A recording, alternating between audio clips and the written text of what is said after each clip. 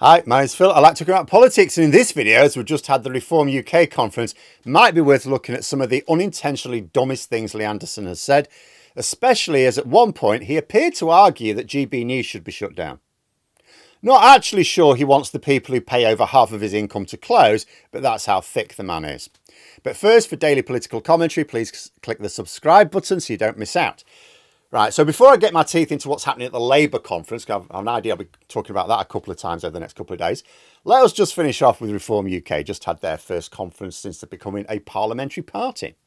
And although I was saying in the stream last night that Reform UK sound like they've actually got the basis of a serious game plan for the next election, it's also worth commentating on some of their dumber or more hypocritical moves as well.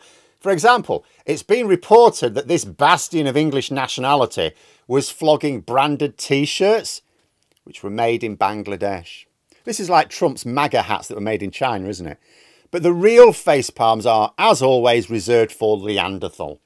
Never knowingly right about anything, constantly making himself look like a clown. I actually sometimes wonder if he is just the rodeo clown for reform. I could never do a fool of the week like Max does, because I think it would always be this thick as mince racist every single time. His most spectacular boob this weekend was having a pop at the BBC licence fee, or the TV licence fee, which of course everyone relates to, mostly goes on the BBC. He tried to play the showman, apparently. He ripped up a licence fee reminder letter, or something he said was a licence fee reminder letter. He was trying to make the point that the licence fee should be abolished. This is, of course, because they want a 100% privatised news media, because they know almost all of it would be owned by right-wing billionaire Tories. But what thick as mince Anderson clearly doesn't know is that the licence fee, yes, actually a lot of it goes on the BBC, not all of it.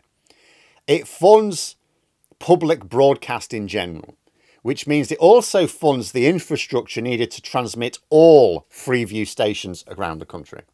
Without it, all TV stations would have to organise their own means of doing that and then charge customers for the privilege. Well, GB News is Freeview. They're already struggling for money. They make losses of tens of millions a year. It's actually doubtful whether they'd even be able to struggle on in the next few years unless its backers carried on just pissing away tens of millions a year. I mean, this is several years after it's launched as well, by the way. You expect losses in the first few years, but I mean, it's into like the fourth year now, isn't it?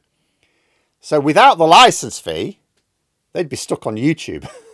I'm not sure it'd be worth paying 30p lead to produce YouTube content.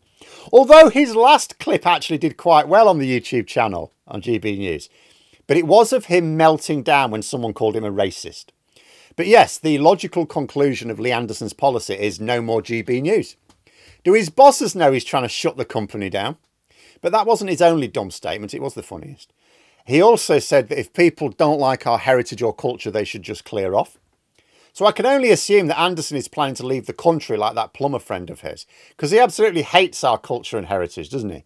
Because after all, British heritage is undeniably one of immigration. I mean, I said myself on Twitter, you need only look at our language and culture, like cuisine, if you can't be arsed opening up a history book. Some countries very sniffy about protecting their language or their food from foreign inspiration. No, not here. We'll just jam it all together. Nowhere else in the world can you get lasagna and chips. The language as well is a mishmash of everything. The food, as I say, very similar. In France, there are some parts, I mentioned this before. If you call a pain au chocolat in certain parts of France instead of a chocolatine, they will go mad. They will ban you from the town, or at least the shop. It's like America, really. You know, Britain, that is, not France. You know, it's founded on immigration, mass immigration, actually, and now trapped in this spiral of self-hate because they allowed idiots to do their thinking for them. Though my favourite response was from a follower who said that his precious English identity is based on a Middle Eastern religion, the Roman alphabet, Arabic numerals, a Syrian patron saint, and a German royal family. I could even add in there the Middle Eastern religion, in which I'm a part, venerates a Palestinian refugee, the world's most famous refugee as well. You know, we could add that in there as well. That is actually our heritage. That is it. But the reality, as always, is that the people who shout patriotism the loudest seldom understand the first thing about their own country. After all, trying to divide society against itself, which is what all of these populists do wherever they are on the political spectrum, They're deliberately weakening that same society. A house cannot stand if it is divided against itself, the saying goes. So as far as I'm concerned, someone who invests so much effort in trying to turn people in a society against one another either wants that society to be destroyed, in which case they're malicious enemies of the country, or they are as thick as a whale omelette. Sometimes both. I actually feel bad at times having to pick on Anderson so much, because the real enemies are the much slicker operators like Farage. Anderson couldn't exist on his own. You know, he'd like our pugs. If they were ever released into the wild, they were dead in a day. You know, but Anderson is just such an idiot. You almost feel like you're picking on someone with learning difficulties. But that's not the case, is it? He's just willfully thick. It's not an affliction. And he's every bit as malicious and hateful as Farage. It's just that he invites more ridicule. But there we are. Those are my thoughts. Let me know yours in the comments below. If you enjoyed the video, please click the like button. And if you'd like to support the channel further, you can join for memberships. Thanks for watching. Until next time, I'll see you later.